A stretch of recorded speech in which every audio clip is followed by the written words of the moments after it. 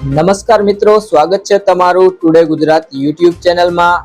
આજના તાજા અને મહત્વના સમાચારોની આ વિડીયોમાં વાત કરીશું, તો વિડીયોને છેલ્લે સુધી જોતા રહેજો અને ચેનલમાં નવા હોય તો ચેનલને સબસ્ક્રાઇબ કરી લેજો, જેથી તમને દરરોજના તાજા સમાચાર મળતા રહે। આજના સૌથી પહેલા સમાચાર વિશે વાત કરીએ તો ગુજરાતની સાથે સાથે ઉપરવાસમાં થઈ રહેલા વરસાદને પરિણામે ગુજરાતની જીવાદોરી સમાન સરદાર સરોવર ડેમમાં 60%થી વધુ જળ સંગ્રહ નોંધાયો છે। સરદાર સરોવર યોજનામાં હાલમાં 2,04,901 MCFT એટલે કે કુલ સંગ્રહ શક્તિના 61.33% જળ સંગ્રહ નોંધાયો છે, જ્યારે આ સિવાય રાજ્યના અન્ય 206 જળાશયોમાં 3,25,972 MCFT એટલે કે કુલ સંગ્રહ શક્તિના 58.19% જેટલો જળ સંગ્રહ નોંધાયો છે। રાજ્યમાં વરસી રહેલા વરસાદને પરિણામે 47 જળાશયો સંપૂર્ણ ભરાયેલા છે, જ્યારે 10 જળાશયો 90%થી 100% ભરાતા હાઈ એલર્ટ જાહેર કર્યું છે। આ સિવાય રાજ્યના 29 ડેમ 70%થી 100% ભરાતા એલર્ટ અપાયું છે। આ ઉપરાંત સરદાર સરોવર સહિત 21 ડેમ 50થી 70% ભરાતા વોર્નિંગ આપવામાં આવી છે, જ્યારે 42 ડેમ 25થી 50% ભરાયા છે।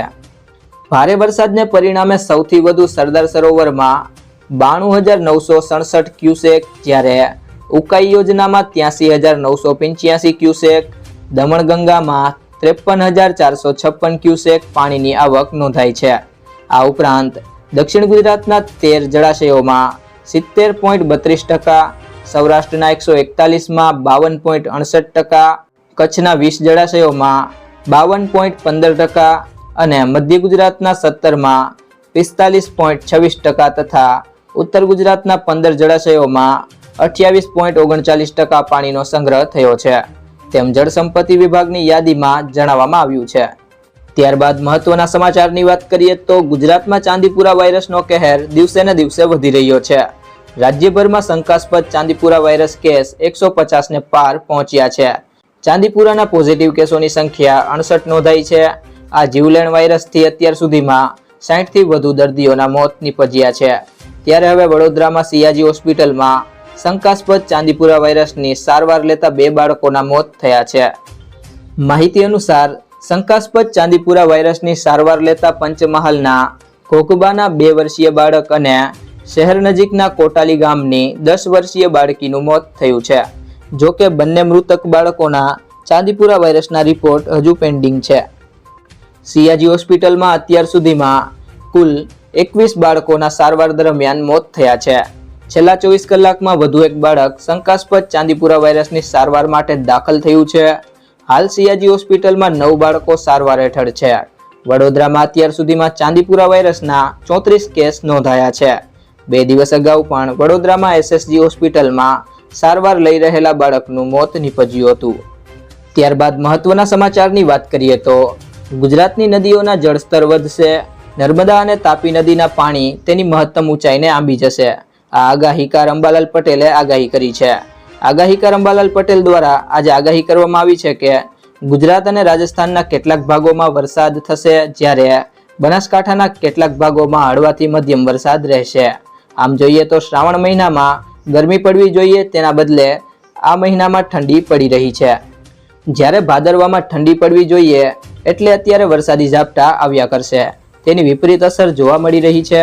વધુમાં તેમણે જણાવ્યું હતું કે સાબરકાંઠામાં પણ અડધાથી 2 કે 3 ઇંચ વરસાદ રહેશે, જ્યારે કચ્છના ભાગોમાં ભારે વરસાદી ઝાપટા અને ઉત્તર સૌરાષ્ટ્રના ભાગોમાં વરસાદી ઝાપટા રહેશે, સાથે સૌરાષ્ટ્રના ભિન્ન ભાગોમાં વરસાદી ઝાપટા પડવાની સંભાવના છે। અમદાવાદ અને ગાંધીનગરની વાત કરીએ તો અંબાલાલ પટેલે જણાવ્યું છે કે અમદાવાદ અને ગાંધીનગરમાં હળવા વરસાદી ઝાપટા રહેશે, જ્યારે મધ્ય ગુજરાતના ભાગોમાં ભારે વરસાદી ઝાપટા રહેશે। હાલ ગુજરાતના પશ્ચિમ કાંઠે એક સિસ્ટમ બની છે। કર્ણાટકથી દક્ષિણ ગુજરાતમાં ચોમાસું સક્રિય થયું છે, જેને લઈને આહવા, ડાંગ, વલસાડના ભાગોમાં વરસાદની અસર રહેશે, જ્યારે મધ્યપ્રદેશના ભાગોમાં પણ અસર રહેશે। આ વખતે મધ્યપ્રદેશ અને રાજસ્થાનના ભાગોમાં વરસાદ સક્રિય રહેશે, જ્યારે નર્મદા અને તાપીમાં જળસ્તરનો વધારો થશે, જે તેની મહત્તમ ઊંચાઈ નજીક પહોંચશે। 8 થી 9 તારીખ દરમિયાન ઉત્તર ભારતમાં વેસ્ટર્ન ડિસ્ટર્બન્સ આવશે। જો કે 8 થી 9 ઓગસ્ટના રોજ ઉત્તર ભારતમાં વેસ્ટર્ન ડિસ્ટર્બન્સની અસર જોવા મળશે તેવું અંબાલાલ પટેલે જણાવ્યું છે, જ્યારે 11 ઓગસ્ટના રોજ ગુજરાતમાં સિસ્ટમ સક્રિય થશે। બીજી તરફ 11 થી 14 ઓગસ્ટના રોજ ગુજરાતમાં ભિન્ન ભિન્ન ભાગોમાં વરસાદ રહેશે। આ સિસ્ટમ વખતે ચીનના ભાગોમાં એક ચક્રવાત સર્જાવાની શક્યતા રહેશે, જ્યારે બંગાળના ઉપસાગરનો ભેજ ચીન તરફ જવાની શક્યતા રહેશે। બીજી તરફ તારીખ 13, 14 અને 15માં મુંબઈ મહારાષ્ટ્રના ભાગોમાં ભારે વરસાદ રહેશે અને દક્ષિણ ગુજરાતના ભાગોમાં ભારે વરસાદ રહેશે, જ્યારે 16 થી 22 તારીખ દરમિયાન ગુજરાતના ઘણા ભાગોમાં વરસાદ રહેશે। ત્યારબાદ મહત્વના સમાચાર જાણીએ। મિડલ ઈસ્ટમાં સંઘર્ષ, અમેરિકામાં મંદી અને બાંગ્લાદેશમાં તલખાલટને કારણે સોના અને ચાંદીને પણ અસર થઈ છે। આજે ફરી સોના અને ચાંદીના ભાવમાં ઘટાડો જોવા મળ્યો છે। આજે 24 કેરેટ સોનું 213 રૂપિયા ઘટીને 68,904 રૂપિયા પ્રતિ 10 ગ્રામ પર ટ્રેડ થઈ રહ્યું છે, જ્યારે 22 કેરેટ સોનું 63,116 રૂપિયા પ્રતિ 10 ગ્રામ પર પહોંચી ગયું છે। તો ચાંદી 506 રૂપિયા સસ્તી થઈને 78,444 રૂપિયા પ્રતિ કિલો પર પહોંચી ગઈ છે। ત્યારબાદના સમાચાર જાણીએ। બગડતી પરિસ્થિતિને જોતા ભારતે બાંગ્લાદેશમાં માલની નિકાસ બંધ કરી દીધી છે। આ સાથે ઢાકા અને અન્ય શહેરો સાથેનો રેલ અને હવાઈ સંપર્ક પણ બંધ કરી દેવામાં આવ્યો છે। આ ઉપરાંત ભારતે પોતાના નાગરિકોને બાંગ્લાદેશની યાત્રા ન કરવાની સલાહ પણ આપી છે। ઘૂસણખોરીની સંભાવનાને ધ્યાનમાં રાખીને બીએસએફે બાંગ્લાદેશ સાથેની સરહદ પર સતર્કતા વધારી દીધી છે અને તમામ યુનિટને હાઈ એલર્ટ પર રાખવામાં આવી છે। ત્યારબાદના મહત્વના સમાચાર જાણીએ। કેરળના વાયનાડમાં ભૂસ્ખલનના મૃત્યાંક 402 પર પહોંચી ગયો છે, જ્યારે 180 લોકો હજુ પણ ગુમ છે।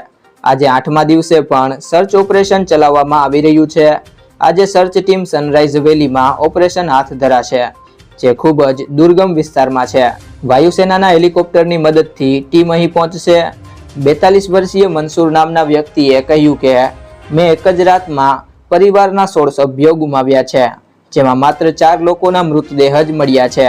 ત્યારબાદના સમાચારની વાત કરીએ તો પ્રથમવાર સુરત હીરા ઉદ્યોગના ઇતિહાસમાં રજા જાહેર કરવામાં આવી છે।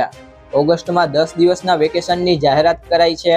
કંપનીઓનું એવું કહેવું છે કે રત્ન કલાકારોને લાંબો સમય કામ મળે તે માટે વચ્ચે રજા રાખવામાં આવી છે।